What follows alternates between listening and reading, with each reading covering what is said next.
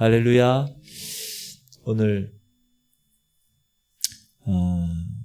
마태복음 5장 38절에서 48절 한번 먼저 읽겠습니다.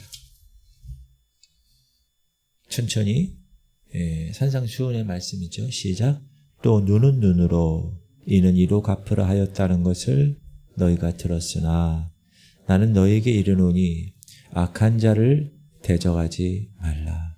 누구든지 내 오른편 뺨을 치거든 왼편도 돌려대며 또 너를 고발하여 속옷을 가지고자 하는 자에게 겉옷까지 가지게 하며 또 누구든지 너로 억지로 오리를 가게 하거든 그 사람과 십리를 동행하고 내게 구하는 자에게 주며 내게 구고자 하는 자에게 거절하지 말라.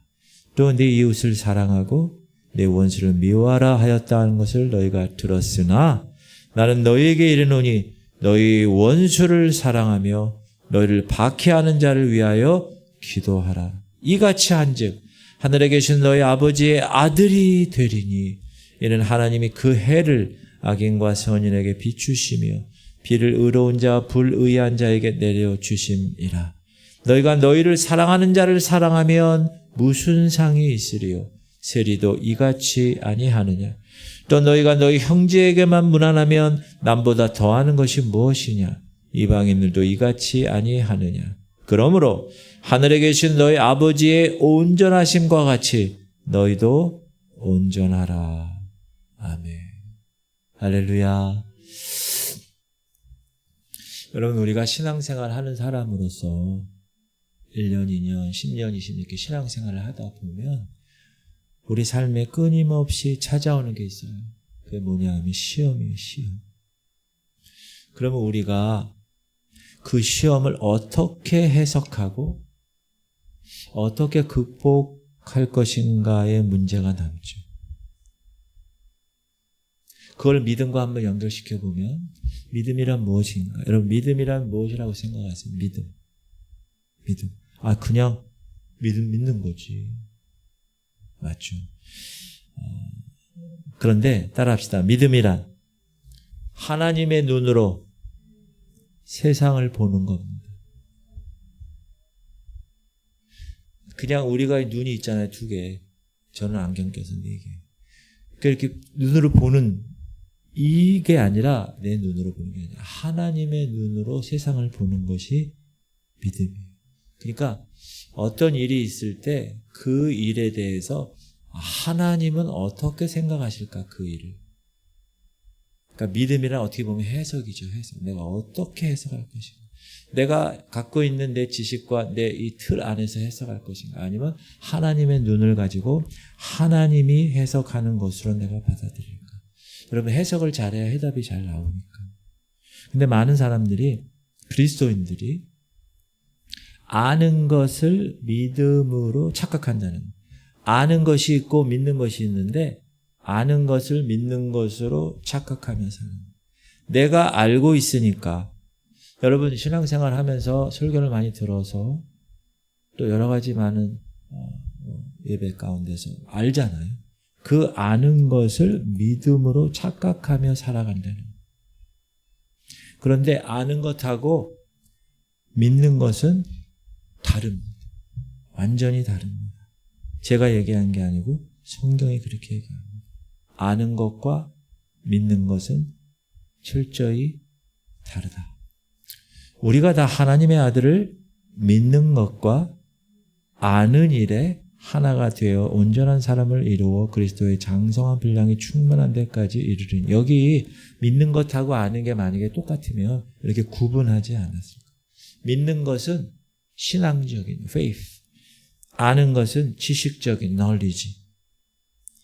근데 하나님은 그 아는 것하고 그 믿는 것이 하나가 되는 삶을 우리에게 요구하신다. 그게 신앙이다.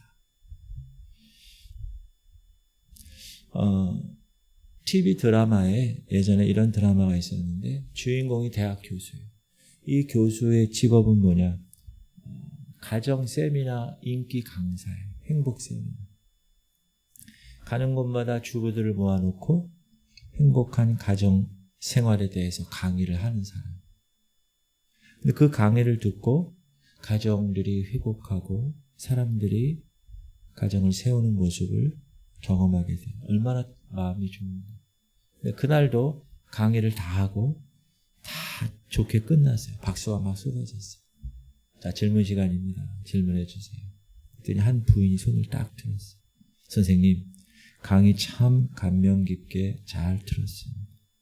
근데 선생님, 혹시 선생님 아내의 생일을 기억하고 계십니까?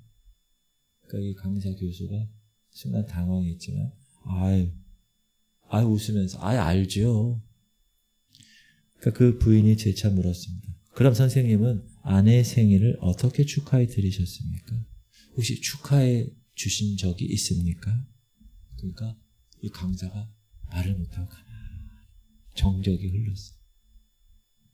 교수가 대답을 하지 못했어요. 왜 대답하지 못했느냐?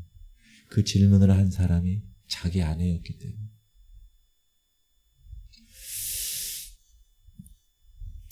어색한 시간이 한참 지난 다음에 그 강사 교수가 입을 열었습니다. 죄송합니다. 아내에 대해서 제가 진심으로 사랑을 표현하지 못했네요. 제가 강의는 잘하면서 정작 내 아내에 대한 사랑을 소홀히 했습니다. 오늘 저녁 퇴근할 때 장미꽃 한 다발을 사서 사랑하는 아내의 품에 안겨주겠습니다.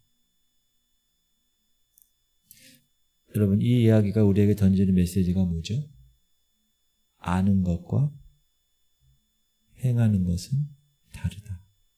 우리가 시험을 어떻게 해야 돼요? 이겨야 된다는 거 알아요. 믿음으로 극복해야 된다는 거 알아요. 알아요. 근데 따라합시다. 안다고 극복되지 않습니다. 안다고 극복되지 않는다. 우리가 구약을 보면 광야에서 이스라엘 백성들이 여러 시험을 하나님으로부터 테스트를 받잖아요. 근데 크게 여러 가지가 있는데 크게 요약하면 두 가지. 하나는 환경에 대한 시험. 광야라는 환경. 광야라는 데가 어디예요? 물이 떨어져. 물을 못 먹어. 음식이 여러분 다 식사하고 오셨죠? 혹시 난 음식이 없어서 식사를 못했다. 손 들어보세요. 저랑 같이 이제 만약에 그런 식사 같이 하면 되는 거예요. 환경의 시험이 첫 번째 시험이고요. 두 번째 광야에서 만난 시험을 요약하면 두 번째는 사람 시험이에요. 사람 시험. 아말렉 대적 사람을 만나요. 모세라는 사람의 리더십이 위기에 봉착해요. 사람에 대해서 실망해요. 사람에 대해서 절망해요. 사람 때문에 아파요. 사람 때문에 상처받아요. 그래서 시험 들어요. 사실 지금 우리가 신앙생활하는 지금 2026년도 6월에도 우리에게 다가온 시련을 여러 가지 많이 있지만 요약하면 두 가지입니다. 수백 수천 가지 시험이 우리에게 도전해 오지만 요약하면 두 가지. 첫 번째는 뭐죠? 환경의 시험. 떡이 없다는 떡. 돈이 떨어졌다. 두 번째는 사람으로 인한 시련입니다. 계속 저 사람 관계 때문에 문제가 돼요. 목사와의 관계, 성도들과의 관계, 부부와의 관계, 또 직장에서 또 여러 사람들과의 관계. 사람으로 인한 시련. 그러므로 여러분이 이 두 가지 환경의 시험과 사람과의 관계의 시험, 이 두 문제를 오늘 믿음 안에서 잘 해석하고, 아까 제가 말씀드렸죠. 믿음에 관해서. 그렇죠? 해석하는 것. 하나님 눈으로 바라보는 것. 그래서 내가 어떻게 해석하는가. 그리고 그 해석하는 것을 내가 극복하는가. 그러면 여러분이 진짜 예수 믿는 하나님의 사람 될 줄 믿습니다. 이 영적 원리 너무나 귀한 시간, 오늘 예배 시간에 오신 분들 너무나 귀한 분이라고 생각을 합니다. 첫 번째, 이 환경의 문제, 떡의 문제. 자, 예수님이 하나님의 아들이에요. 근데 인간의 몸으로 오셔요.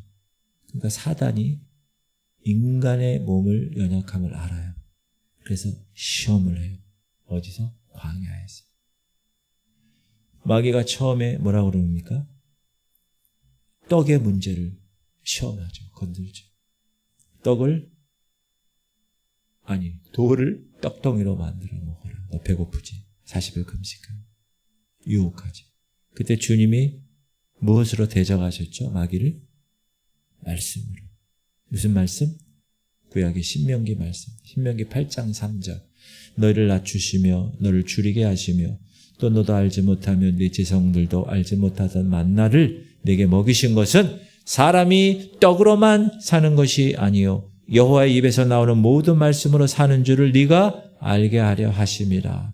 떡으로만, 제가 땡땡했어요. 강조해. 떡으로만 사는 게 아니야. 이 말은 뭐죠? 물론 떡이 필요하다 이 얘기잖아요. 떡도 필요하고 딴 것도 필요하다. 주님은 떡도 필요하고 물질도 필요한다는 것을 아세요. 그래서 광야에서 다 해결해 주셨어요. 그런데 사람은 떡을 먹고 떡을 찾고 그 떡에 집착하는 인생을 선택하는 경향이 너무나 많습니다. 육신의 정욕에서. 근데 하나님 그걸 원치 않으신다.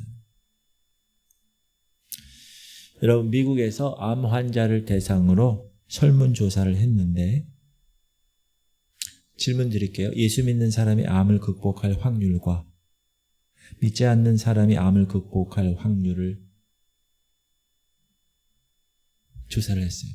결과가 어떻게 나오는지 아세요, 여러분? 다시, 예수 믿는 사람이 암을 극복할 확률과 예수 믿지 않는 사람이 암을 극복할 확률. 우리는 전자를 얘기할 수 있잖아. 믿음이 있으니까 극복할 수 있는 확률이 더 높지 않을까. 그런데 결과는 어떻게 나왔냐? 똑같이. 또 교도소에서 설문조사를 했어요. 범죄율. 교도소의 범죄율을 조사를 했는데 예수 믿는 사람과 예수 믿지 않는 사람의 범죄율 어떻게 나왔을까요? 예수 믿는 사람이 훨씬 적을 것 같죠? 실상 그렇지 않았다. 저도 이 결과를 보면서 좀 혼란스럽지 않습니까? 그런데 하나님께서 감동을 주셨는데 그것은 떡이다. 세상에 보는 관점이다. 쉽게 말하면 암이 낫고 안 낫고는 사회적으로 눈에 보이는 통계 수치가 어떠한가는 세상이 관심을 가지는 육신의 떡일 뿐이다라는 거죠. 신앙의 본질은 어떤 상황이든지 암이 낫든지 암이 낫지 않든지 어떤 상황에서든지 예수 그리스도 한 분만으로 만족하는 영적 관계에 있다는 것을 깨닫는다. 그게 신앙이라는 거예요. 그러니까 똑같다는 거예요. 사람은 예수 믿는 사람은 안 믿는 사람, 암이 걸릴 확률이나 죄를 지을 확률은 똑같은데 중요한 것은 그 상황이 이렇든 저렇든 관계없이 예수 그리스도 한 분 안에서 만족하면서 영적 생활을 경험하며 살아가는 사람이 가장 진정한 의미의 신앙입니다라는 것이죠. 그러면 그래도 목사님 예수 믿는 사람과 예수 믿지 않는 사람의 결정적인 차이가 있지 않을까? 있어요. 자, 초대교회를 보세요. 초대교회에도 굶주려 죽은 사람이 있었을까요? 있었죠. 초대교회에도 병들어 죽은 사람이 있었을까요? 있었죠. 그리스도인 가운데서도. 핍박이 올 때 하나님이 어느 때는 지켜주셨죠. 그러나 지켜주시지 않을 때도 있었죠. 지금 우리가 알고 있는 기적이라든지 완전 극한 상황에서 하나님이 이렇게 하신 거는 정말 귀한 거기 때문에 성경에 다 기록되어 있지만 믿는 사람이고 믿지 않는 사람이고 다 똑같이 하나님이 그 사람에 대해 예수님 제자들 보세요. 전부 다 순교해서 죽었잖아요. 심지어 예수님도 십자가 앞에서 죽으셨잖아요. 주님이 무능해서 그러셨을까요? 그 고통이 뜻이 있기 때문에, 그 고통 가운데 뜻이 있기 때문에, 그 고통과 시련을 통해서 하나님의 교회는 세상과 구분되어지고, 저와 여러분은, 하나님의 사람들은 세상과 구별되어서 이 땅에 하나님의 사람들이 가득 채워지는 것을 하나님은 원하고 계시기 때문에 그렇게 인도하신다라는 거죠. 초대교회가 정말 우리가 초대교회로 돌아갑시다. 초대교회 본질을 찾으십시다. 이렇게 계속 이야기하는 이유가 날마다 기적이 일어나고 살아계신 하나님의 증거가 그냥 팍팍팍팍 양안진병이 일어나고 막 방언 터지고 그런 증거들이 나타난 것도 있긴 하겠지만 더 중요한 것은 뭐냐? 그렇지 않은 위협과 협박에도 하나님이 기적을 베풀어 주시지 않았어요. 그렇지 않은데도 그들은 거기에 무릎을 꿇지 않고 주님의 십자가만을 의지하며 나갔다. 그래서 순교하는 사람도 있고 불에 태워지고 막 기름에 튀겨지고 막 그냥 그렇게 죽은 사람들도 있다는 거죠. 그러니까 그렇게 생활하니까 세상 사람들이 어떻게 바라봐요? 우와, 예수 믿는 사람들이 과연 다르네. 정말 저들이 믿는 신은 진짜인 것 같아. 왜? 도무지 이해할 수 없는 반응을 보인 거예요. 불에 태워 죽임을 당하면서도 하나님을 찬양하는 거예요. 나 같은 주기철 목사님 그렇게 순교의 길을 걸어도 그렇죠?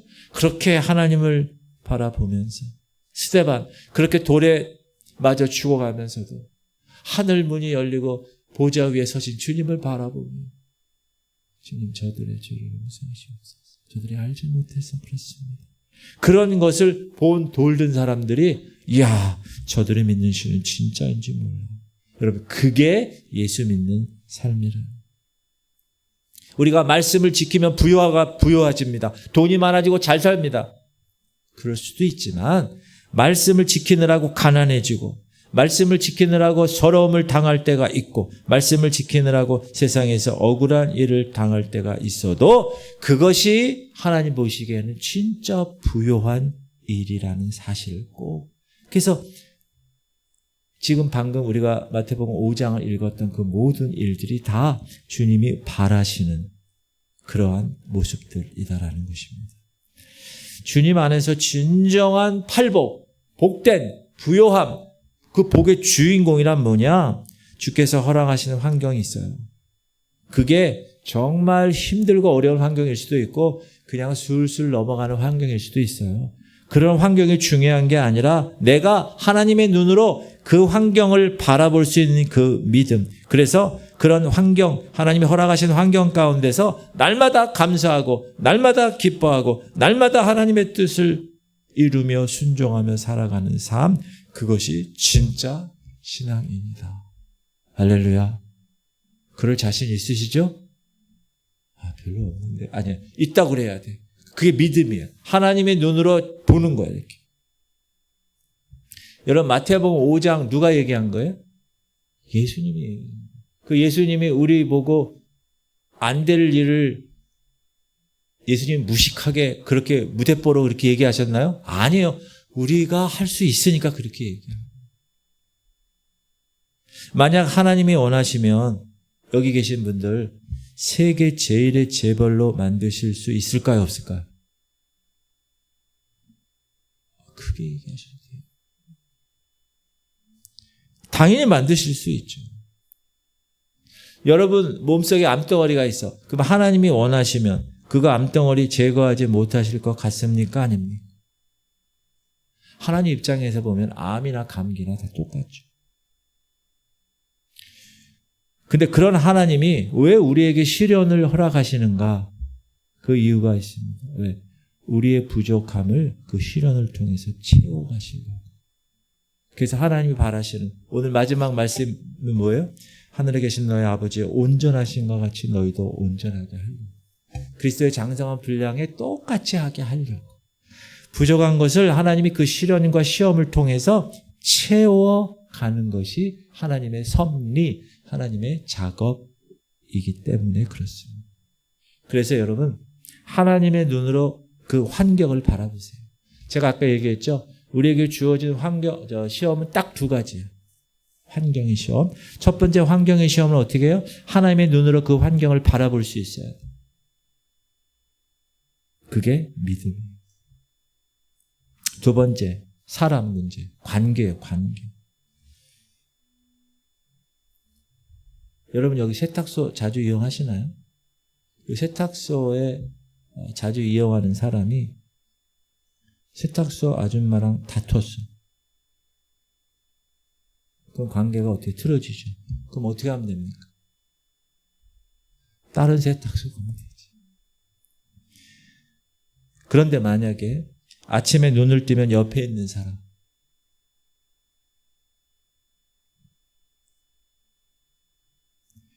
이건 피할 수 없는 것이죠. 그렇죠? 다퉜어. 그럼 어떻게 해요? 딴 사람 만나요? 안 되죠, 이거는. 결혼 3년 차 부부 이야기. 결혼 전에는 아내가 그렇게 명랑하고 그렇게 생기가 넘치고 남편이 뭐라 그러면 아하하하 그래요 막 이랬던 사랑스러웠는데 아내 역시 남편의 그 과묵함이 든든해 보이고 저 사람 멋져. 근데 지금 3년 됐어요. 3년. 근데 그 성격 때문에 어려움을 겪고 있다고.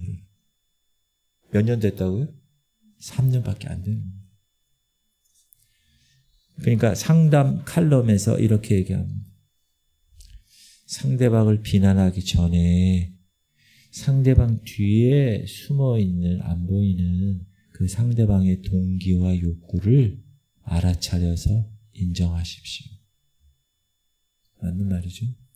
자신의 느낌을 표현해야 돼. 전달해야 돼. 여러분 부부끼리 자기의 지금 내 상태를 얘기를 해야 돼. 나를 주인공으로 삼아서 내 감정과 상태를 얘기해야 돼. 여보 나 이랬어. 나 지금 이래서 당신 때문에 이런 거야. 이렇게.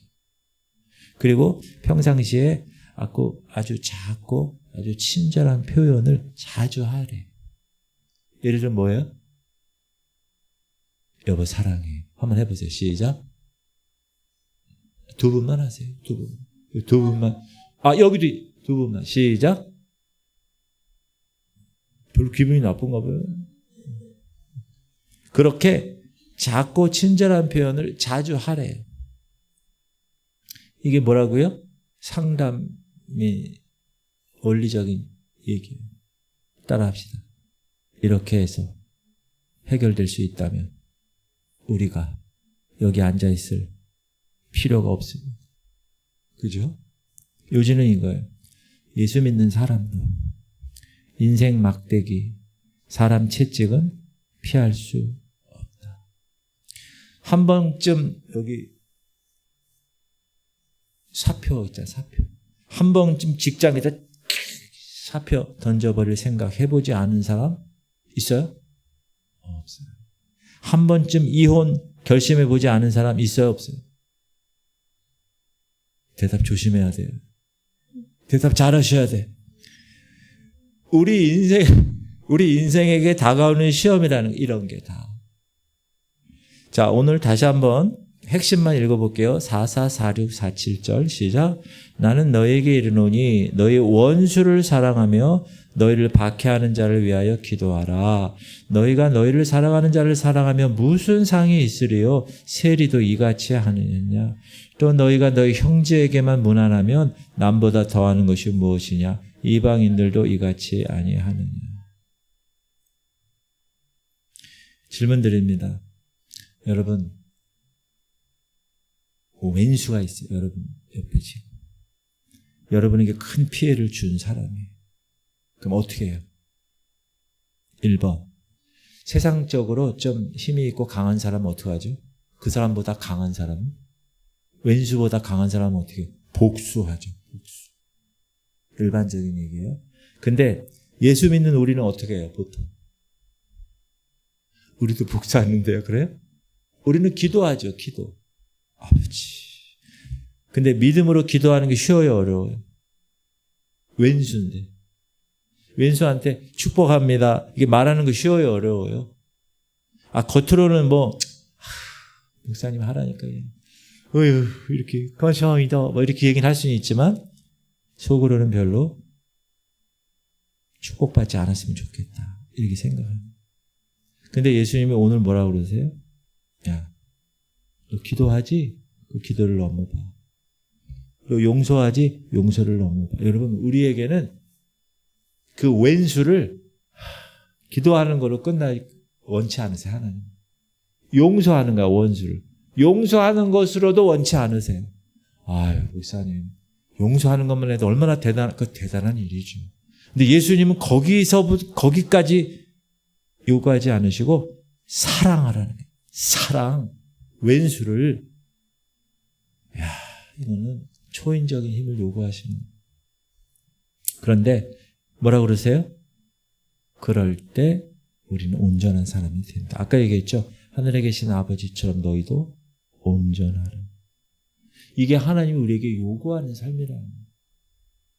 세리 나쁜 사람이잖아요. 그 사람도 자기한테 잘해주는 사람은 잘해줘요.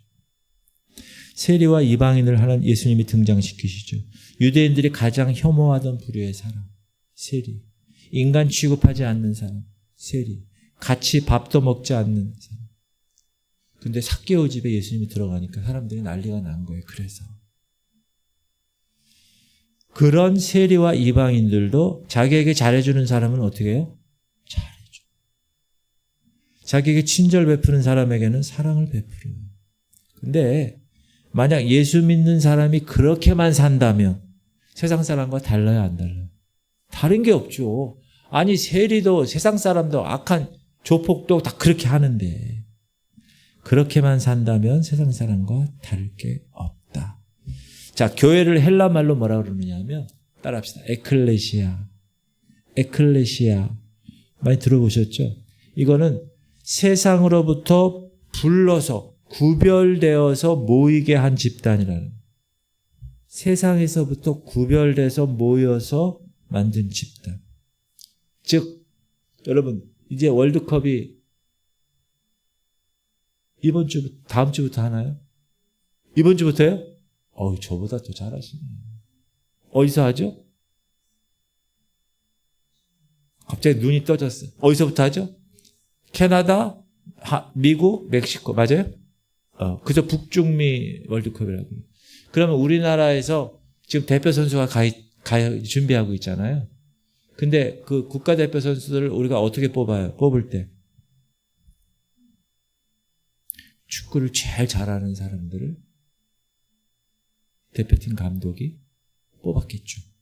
축구협회나 이런 데서. 그렇죠? 뽑았잖아요. 하나님이 여러분을 하나님 나라의 국가대표로 뽑으신 거예요. 아멘. 다시. 하나님이 여러분을 하나님 나라의 국가대표로 뽑으신 거예요. 그러면 세상 사람들과 같아야 돼요? 달라야 돼요? 달라야지. 세상 사람과 같으면 국가대표 자격이 없는 거죠. 하나님 나라에. 여러분, 어느 집사님 아들이 학교만 가면 두들겨 맞고, 어느 날은 얼굴이 터져서 돌아와. 어느 날은 돈을 다 뺏기고. 그러니까 아버지가 열받아. 야, 너 누가 이랬어? 야, 너 맞고만 있었냐? 너 어떻게 했어? 열이면 열 다 이렇게 얘기할 거예요. 그러니까 아이가 목욕탕에 들어가서 샤워하면서 빙그레 웃으면서 나도 했지 뭐 그러더래요. 뭘 했어? 난 용서해 버렸어요. 이랬대. 아이가. 그러면서 이런 얘기하는, 예수님이 용서했듯이 나도 용서해 버렸어요. 우리 교회 아이들이 다 이렇게 되길 축복합니다. 합의담 공동체. 그러니까 아버지가 그 자리에서 주저앉아 버려요. 다시 한번 읽을게요. 시작. 또 눈은 눈으로 이는 이로 갚으라 하였다는 것을 너희가 들었으나 나는 너희에게 이르노니 악한 자를 대적하지 말라. 누구든지 네 오른편 뺨을 치거든 왼편도 돌려대고 너를 고발하여 속옷을 가지고자 하는 자에게 겉옷까지 가지게 하며 또 누구든지 너로 억지로 오리를 가게 하거든 그 사람과 심리를 동행하고. 선악동까지만 가자고 그러는데 저 미추홀까지 가는 거예요. 여러분 이 말씀 지켜요? 못 지켜요? 사실 저도 이거 잘 못 지키고 살죠. 이 말씀대로 살지 못해요. 질문 드립니다. 왜 그렇죠? 왜 이 말씀대로 못 살까요? 속옷 달라고 그러는데 겉옷까지 주는 거예요. 그럼 이 사람은 뭐 입어요? 아무것도 안 입는 거예요. 왜 이렇게 못 살죠? 따라합시다. 믿음이 없기 때문에. 하나님의 눈으로, 믿음이 뭐라고 그랬어요? 하나님의 눈으로 그 상황을 바라보라고 그랬는데 하나님이 그걸 요구하시는 거예요. 근데 우리는 우리의 눈으로 바라보니까 이게 안 되는 거예요. 하나님은 그렇게 살더라도 하나님이 우리의 부족한 것을 채워서 온전한 사람으로 만들어 주시기 원해서 그렇게 하라 그러는 건데, 근데 그 믿음이 부족한 거예요. 그 믿음. 제가 어제 새벽기도 끝나고 이렇게 내려갔어요. 그랬더니 여기 과일다방 사장님, 젊은 친구. 그 친구가 여기 농수산 시장이 아니고 저 서울 가락 농수산 시장에서 항상 뛰어가고 있거든요. 거기서 트러블을 떼어가지고 거기 그 상가 입구 거기다 이렇게 싸놔요. 그러면 이제 자기 과일빵 다방으로 이렇게 하는 거예요. 그 내가 이제 손에 뭘 들고 있어가지고 지나가면서 새벽기도 끝나고 내려오면서 아유 사장님 이거 좀 도와드릴까? 그랬더니 아닙니다 그래. 그래서 내가 쓱 가서 차에다가 내가 짐 넣고 와가지고 제가 무거운 거를 큰 거 2개 아이고 그 전까지 이러셨는데 아이고 목사님 막 이러는 거예요. 그랬더니 2번을 제가 그러면 제가 무슨 생각이 있냐면 과일다방에게는 이렇게라도 내가 실천을 했는데 다른 분들한테는 어떻게 실천을 할까? 그렇다고 김밥 날아가서 매일 밥도 먹을 수 없고 약국 가서 매일 약 살 수도 없고 아프지도 않은데 맨날 이발할 수도 없고 그렇죠? 그러니까 그런 거죠. 그러니까 그거니까 제가 그런 생각이 탁 들었을 때 탁 실천하는 거예요. 여러분이 하나님이 그런 마음을 딱 주실 때가 있어요. 그 안 해도 되는 거예요. 그러나 나한테 기회가 온 거예요. 이걸 할 수 있는 기회가 온 거잖아요. 얼마나 감사해요. 그거를 젊은 놈인데 알아서 하겠지. 그리고 갈 수도 있는데 아이고 하나님이 이걸 나한테 기회를 주시네. 내가 그렇게 한 거. 그거는 제가 잘나서 한 게 아니라 그 사람이 나를 그 다음부터는 어떻게 생각할까요? 목사님이야. 목사님이래. 그러면서 하나님을 생각할 수 있기를 바라는 마음이 저는 간절한데 그렇게라도 하나님이 나의 부족한 것을 채워주려는 그래야 우리가 성장할 수 있어요. 그래야 하나님 눈에 차니까. 지금 우리가 읽은 마태복음 5장 말씀이 눈은 눈으로 이를 이로 갚으라고 그랬는데 그러지 말고 너 오른손 치고 왼손 너 속옷 달라고 그러면 겉옷까지 줘. 우리는 이렇게는 못해도 지나가다가 할머니가 그 파지 열심히 밀고 가면 막 힘들면 언덕에서 밀어주는 거. 그 기회예요. 지금 예수님이 그렇게 한다고 생각해봐. 여러분 가만히 있겠어요? 하는 거죠. 그렇게 하는 그런 기회를 주신 거를 감사한 마음으로 생각해서 여러분 해야 돼요. 아멘. 꼭 그렇게 하죠. 근데 생각을 항상 주셔요, 하나님. 근데 그 생각을 여러분 받아야 돼요. 그걸 물리치잖아요? 그러면 안 돼요. 그러면 그 사람은 탈락이에요. 그런 생각이 딱 줬을 때, 그래 해야지. 아니, 속옷 가지고자 하는데 겉옷까지도 달랬는데, 나는 하나 옮겼는데.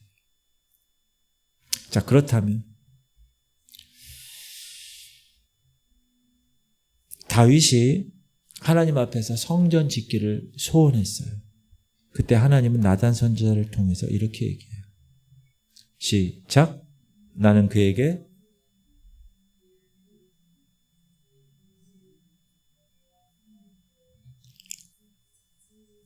따라합시다. 사람의 매와 인생의 채찍.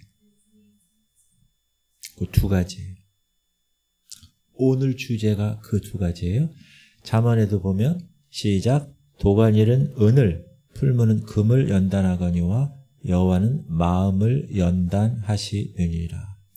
여러분, 은 있죠, 은.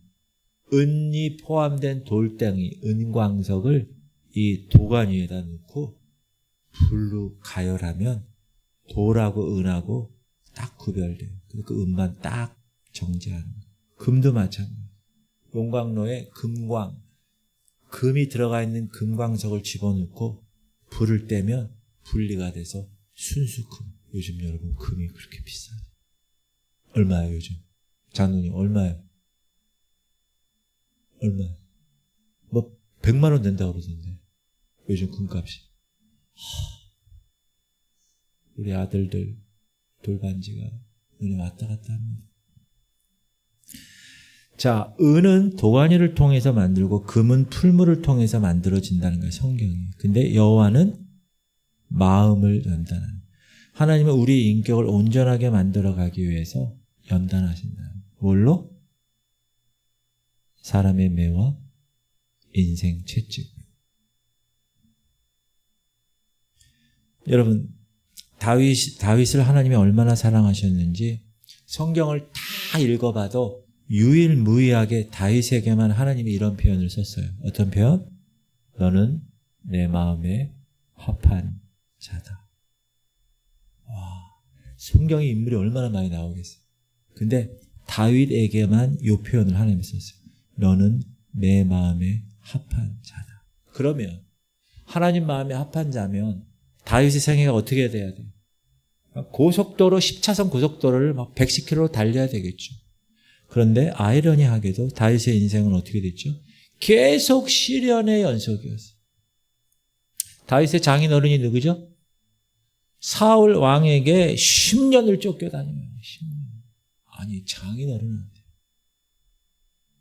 그리고 이제 자기가 장수가 됐어요. 수많은 적들이 주변에서 노리고 있었어요. 수많은 부하들이 배신하며 떠나갑니다. 우여곡절 끝에 왕이 됐어요. 왕이 된 후에도 고난이 계속됩니다. 급기야 자기 아들 누구요? 압살롬이 칼을 들고 쫓아옵니다. 자기가 살던 왕궁 빼앗깁니다. 머리를 풀어헤친 채 맨발로 쫓겨나가면서 울면서 갑니다. 비참하게 피난을 가는 신세. 여러분 우리가 배웠죠? 피난 가는 그 여정에서 시므이라는 사람이 뭐라 그래요?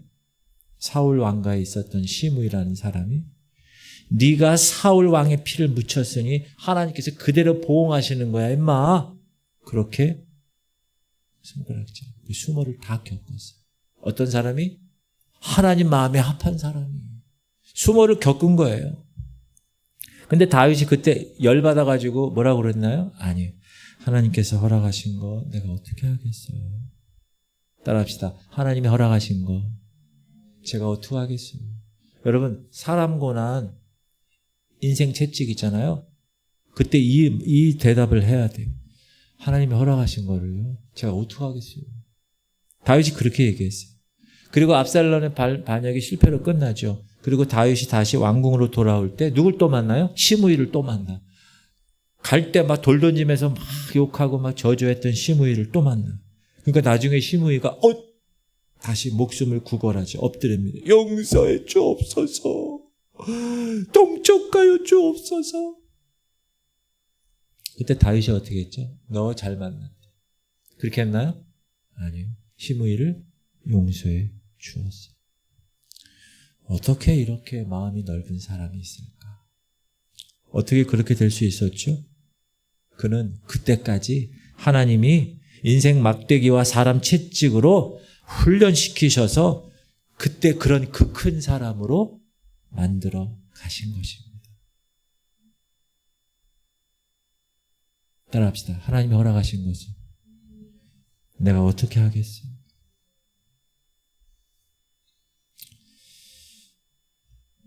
미국의 어떤 사람 이야기인데요. 한국 사람이에요. 기억도 나지 않는 나이에 미국에 입양됐어요. 미국에. 누구 밑에서 살까요? 양부모 밑에서 살죠. 근데 그 양부모가 아들이 하나 있었어요. 이 입양한 애보다 형이야. 근데 형하고 막 싸우잖아요, 남자애들은. 그럼 막 싸워. 형과 싸우면 꼭 그 양부모는 형만 혼내는 거야. 아버지는 자기를 혼내질 않는 거야. 근데 그게 너무 슬픈 거예요, 이 입양된 아이가. 하루는 싸웠는데 또 형만 혼내는 거야, 아버지가. 그러니까 이 입양된 동생이요, 아버지, 왜 나를 꾸짖지 않으세요? 그렇게 얘기했대요. 그러니까 아버지가 알았어. 그 다음부터는 꾸짖기 시작했대. 그러니까 이 애는 꾸짖음을 당하면서 기쁨이 넘쳤대. 왜 기쁨이 넘쳤을까요? 내가 이제 이 집에서 아들이 되었구나 라는 확신이 생긴 거죠. 그동안은 입양된 자기가 그 집안의 아들이 아니라고 생각을 한 거예요. 사랑하는 성도님들, 하나님은 여러분 한 사람 한 사람을 사랑하십니다. 이거를 꼭 갖고 전제가 있어요. 신앙은 여러분, 하나님이 나를 정말 사랑한다는, 목숨보다 사랑해서, 아들의 목숨보다 사랑해서 나를 이렇게 구원하셨다는 그 전제가 거기 꽉 차 있어야 돼. 그래야 절대 흔들리지 않아요. 하나님이 여러분 사랑하십니다. 다시 한번. 하나님 여러분 사랑하십니다. 아멘. 그렇기 때문에 절대 여러분을 포기하지 않는 거예요. 절대 포기하지 않으세요. 그래서 여러분을 사랑하고 싶어요. 사용하고 싶어요. 근데 이 상태로는 안 되는 거예요. 여러분을 높이고 싶어요. 근데 이 상태로는 안 되는 거예요. 그래서 하나님이 우리를 다듬어 가시는 작업이에요. 뭘로? 인생 막대기와 사람 채찍으로. 이 두 가지, 환경과 사람으로 채찍질해서 하나님이 원하시는 사람, 하나님 눈으로 바라보면서 세상을 살아갈 수 있는 사람의 수준의 믿음의 사람으로 만드시기 위해서 다듬어 가시는, 그게 인생 채찍과 사람 막대기. 여러분, 징계도 사랑이에요. 여러분, 애들 잘못하면 징계하잖아요. 애가 여러분 잘못된 일을 하고 있어요. 애가 지금 어디 가가지고 마약을 사갖고 왔어. 중학생인데. 근데 마약을 막 먹고 있어. 근데 아버지가 옆에서, 야, 뭐냐? 마약이야. 뭐 그러냐? 야, 나도 같이 먹자. 이런 아버지 있어요? 많이 먹어라. 징계하는 거예요. 왜? 사랑해요. 믿으십니까? 사도 바울 보세요. 여러분 잘 아는 사도 바울이 1차 전도여행 마치고 2차 전도여행을 딱 가려고 그러는데 바나바와 크게 다투죠. 왜 다투죠? 바나바 조카 마가를 데리고 가느냐, 그렇지 않느냐. 왜냐? 1차 전도여행 때 이 마가가 전과가 있어. 성실하지 못했어. 그리고 전도여행 중에 떠나버렸어. 그러니까 바울이 2차 여행할 때는 마가 데려갈 수 없습니다. 바나바 씨. 바나바, 야, 그래도 다시 한번 기회를 줘야 되지 않냐. 아닙니다. 바나바가 나이가 많으니까. 그 의견 충돌로 두 사람은 갈라졌어요. 그런데 여러분, 수십 년이 흘러서 사도 바울이 마지막 쓴 서신이 뭐예요? 디모데후서. 디모데후서에 보면 마가 이름이 나와요. 시작. 내가 올 때 마가를 데리고 오라. 그가 나의 일에 유익하니라. 과거에 불편했던 사람이에요. 과거에 방해했던 사람이 자기 사역. 근데 이제는 뭐라고 그래요? 나의 일에 유익한 사람으로 바뀌었어요. 여기는 두 가지가 있어요, 의미가. 첫 번째, 마가가 달라졌다는 거. 그렇죠? 마가가 이제 나이가 들고 오니까 그때 내가 너무 경솔했구나. 마가가 성숙한 믿음의 사람으로 자랐다는 것을 암시하고, 또 하나는 뭐죠? 바울 자신이 달라졌잖아요. 야, 그런 사람이라도 주님 편에서는 유익하구나. 그런 사람일지라도 나와 함께 할 수 있는 사람이구나. 여러분, 이게 바울이 1차 여행 때, 2차 여행 때는 할 수가 없었어요. 근데 맨 마지막 죽을 때가 되니까 하나님께서 사람의 매와 인생 채찍을 통해서 바울을 그렇게 만들고 나니까 마가를 품을 수가 있었다. 이게 뭐죠? 하나님의 눈으로 환경을 바라본 믿음의 바울이 되었다. 성숙한 바울이 되었다라는 것입니다. 아까 제가 교회를 헬라어로 뭐라고 그랬어요? 에클레시아. 이 에클레시아라는 것은 어디로부터, 에크라는 뜻은 어디로부터, from. 그러니까 세상으로부터 우리를 불러서 모인 집단이 교회입니다. 하나님이 세상의 수많은 사람들 중에서 여러분을 하나님 나라의 국가 대표 선수로 뽑으셔서 따로 모이게 하신 것입니다. 왜? 교회를 통해서 하나님 나라를 보이게 하려고. 그러면 여러분이 세상 사람과 똑같이 살면 될까요? 안 될까요? 안 되지. 구별이 돼야 되는 거예요. 세상에서 구별되어 따로 모인 공동체가 교회인데 여러분이 교회에 속해 있는 사람이라면 그러면 똑같이 보복할까요? 손해봤을 때? 똑같이 미워할까요? 똑같이 재판 걸어서 한번 소송해 볼까요? 똑같이 증오할까요? 따라합시다. 그래서는 안 됩니다. 왜? 하나님 나라의 국가대표를 뽑은 거예요. 여러분. 세상에서. 세상 사람들도 자기한테 잘해주는 사람은 잘해줘. 자기에게 친절 베푸는 사람 친절하게 베풀어줘요. 우리가 그렇게 산다면 세상 사람들을 어떻게 변화시킬 수 있는 존재가 되지 못합니다. 예수 그리스도 제자의 핵심이 뭔지 아세요, 여러분? 예수님이 이 땅에서 공생에 사역하실 때 혼자 하지 않으시고 제자들과 함께 하셨는데 제자를 부르실 때 제일 처음에 한 게 뭐세요? 나를 따르라 이렇게 하죠. 그러니까 제자들이 어떻게 했어요? 그 부르심에 응답했어요. 뭐라고 나오느냐 하면 모든 것을 버려두고 예수를 따르니라. 제자의 첫 번째 조건은 뭐냐? 모든 것을 버리는 거예요. 여러분 예수 그리스도의 제자이십니까? 그럼 모든 것을 버릴 수 있어요. 여러분이 움켜쥐는 게 버릴 수 있어요. 이 세상 사람과 달라야 돼. 2000년 전 역사 가운데 우리가 읽은 이 본문처럼 원수를 위해 기도한 사람이 있었어요. 박해자를 위해서 기도하는 믿음의 선배들이 있었어요. 재산을 강탈당한 사람이 있었어요. 예수님 때문에 자존심 무너뜨려진 사람이 있었어요. 예수님 때문에 하루아침에 직장을 잃어버린 사람도 있었어요. 근데 그 수많은 믿음의 용사들이 어떻게 생각한 거예요? 주님이 내게 주신 시련이니 내가 끝까지 견뎌야 되겠습니다 하고 견딘 사람들이에요. 그런 믿음의 선배들이 있었기에 우리가 현재 이렇게 예수 믿는 자리까지 올 수 있었어요. 꼭 기억하세요. 스데반 집사님 생각하시죠? 제일 죽었죠? 돌 맞아서. 순교자 아닙니까? 단순한 순교자가 아니고요.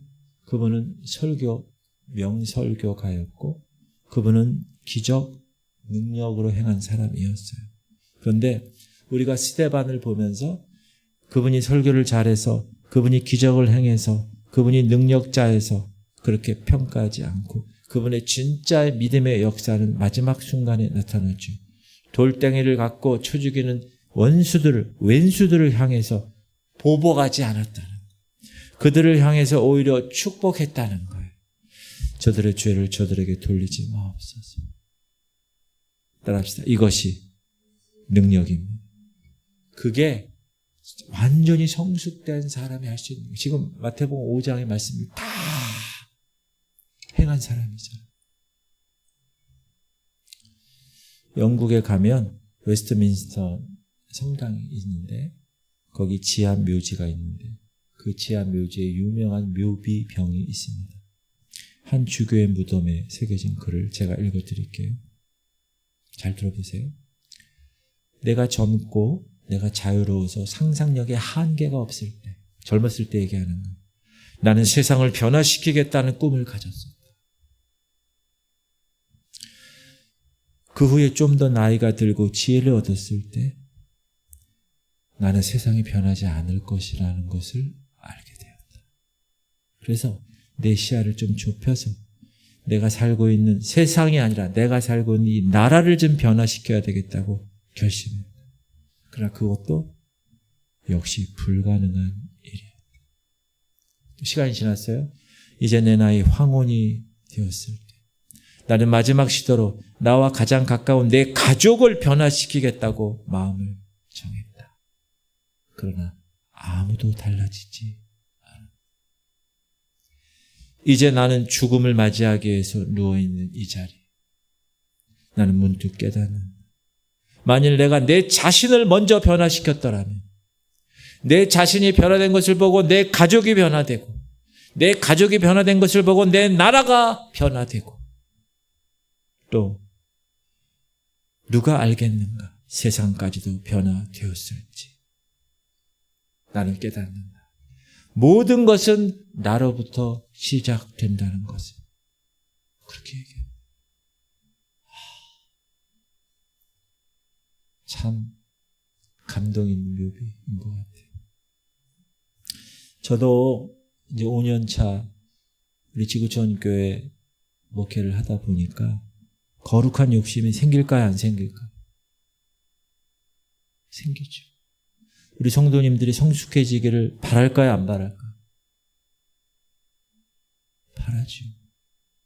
근데 변화되지 않고 머물러 있으면 제 마음이 어떨까요? 얼마나 답답한지 모릅니다. 그래서 저 자신이 왜 저 집사님은 저럴까? 왜 저 권사님은 저럴까? 이렇게 수없이 판단하는 죄를 짓고 살아갑니다. 왜 저럴까? 아니 교회 다닌 지가 언젠데 아직도 저러고 있나? 그런 마음이 내 안에 많이 있습니다. 그러나 이래서는 안 되죠. 제가 제 자신에 대해서 회개해요. 하나님 원하시는 거는 물론 제가 리더십이기 때문에 우리 알곡으로 성도들을 케어하고 변화시키기 위해서 그러한 생각을 갖는 의도적이지는 않지만, 그러나 우리 각자 한 사람이 다른 사람의 죄에 대해서 간섭하지 말고 나와 주님과의 관계 속에서 나부터 십자가 지고 묵묵히 좁은 길을 걸어가다 보면 세상이 바뀔 날이 올 것임을 저는 깨달았습니다. 근데 바뀌지 않아도 괜찮아요. 여러분, 우리가 뿌리는 믿음의 씨앗들이 언젠가는 열매를 맺을 거라고 저는 기대해요. 제가 우리 교회에서 열심히 뿌린 그 땀과 기도와 그 열정과 이것들은 여러분이 바뀌기는 날이 올 것을 기대하고 제가 해요. 그러나 바뀌지 않아도 괜찮아요. 내가 뿌린 믿음의 씨앗들이 언젠가는 열매를 맺고 제 세대에 이루어지지 못하면 다음 세대, 아니면 그 다음 세대 반드시 하나님이 일하실 것을 저는 믿고 있기 때문에 저는 실망하지 않고 오늘도 여러분을 위해서 기도하며 여러분을 알곡으로 만들기 위해서 최선을 다하고 있습니다. 갈라디아서 말씀 읽어볼까요? 시작.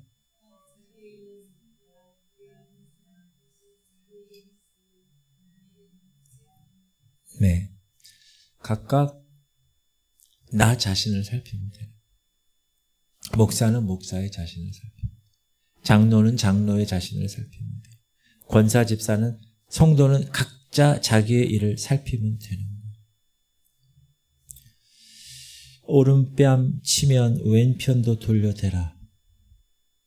속옷 요구하면 겉옷까지 가지게 각오하라. 여러분, 이것은 언제 이루어지는지 아세요? 인간이기를 포기할 때 이루어질 수 있습니다. 여러분, 할 수 있겠습니까? 따라합시다. 주님이 함께 하시면 할 수 있습니다. 여러분, 우리의 뺨을 때리는 사람이 있습니다. 우리에게 침뱉는 사람이 있어요. 그걸 피하면 안 됩니다. 그걸 극복해야 합니다. 하나님께서 인생의 매와 채찍으로 우리를 사랑하신다는 증거로 우리 뺨을 때리게 하고 우리 얼굴에 침을 뱉게 하기 때문에 그렇습니다. 그래서 피하면 안 되는 거예요. 하나님 우리를 너무 사랑하시기 때문에 세상 사람과 똑같이 사는 것을 보고 계시지 보고 계실 수가 없기 때문에 내 아들아, 내 딸아, 너는 세상과 똑같아서는 안 된다. 하나님이 저와 여러분에게 거시는 기대가 크기 때문에 그 기대에 순종할 때 하나님이 우리를 통해서 영광을 받으실 줄 믿습니다.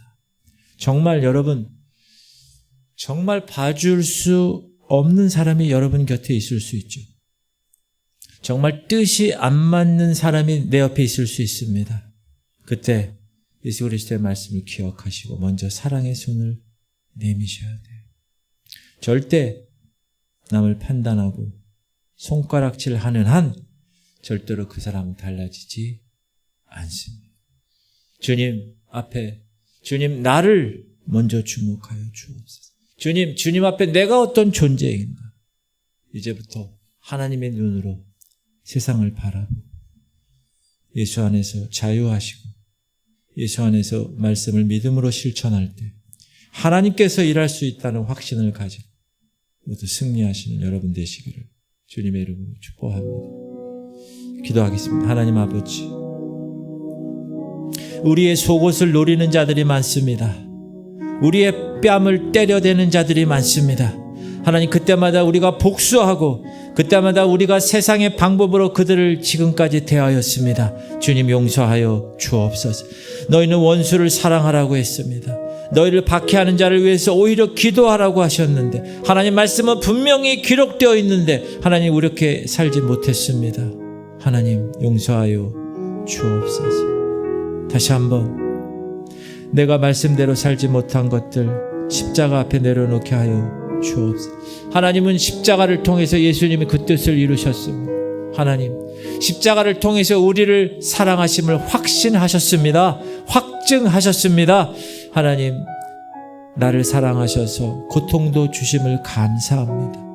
하나님, 우리 성도들을 사랑하셔서 인생 막대기 사람 채찍을 곁에 두신 것을 오히려 감사합니다. 하나님, 그것을 통해서 예수의 사람이 되고 그 인생 막대기와 사람 채찍을 통해서 성령의 사람이 되고 그것이 내 옆에 두심으로 천국의 시민으로 만들어 가시는 하나님을 찬양합니다. 하나님, 그렇게 살아가게 하여 주옵소서. 우리 기도 제목 제가 3가지 드립니다. 하나님, 인생 막대기 사람 채찍을 내 곁에 두시는 것을 감사하게 하시옵소서.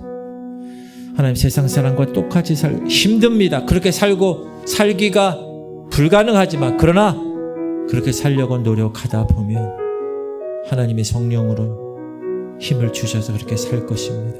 하나님, 다른 사람 이렇다, 다른 사람 저렇다 간섭하지 말고 나와 주님과의 1:1 관계를 항상 점검해서 목사인 저부터 하나님 최선을 다하여 하나님 섬기지만 우리 성도들 끝까지 알곡으로 품고 포기하지 않고 예수님이 우리를 포기하지 않은 것처럼 포기하지 않고 끝까지 달려나가는 그 하나님 앞에 서는 우리 모두가 되게 하여 주옵소서. 주님 이름 부르고 통성으로 기도하겠습니다. 주여, 하나님 감사합니다. 하나님, 주께서 인생 막대기와 사람 채찍을 내 곁에 두십니다. 어떤 때는 너무나 힘듭니다. 어떤 때는 사람들이 뺨을 치고 어떤 때는 속옷을 강탈해 가고 하나님 어떤 때는 내 몸에 침을 뱉습니다.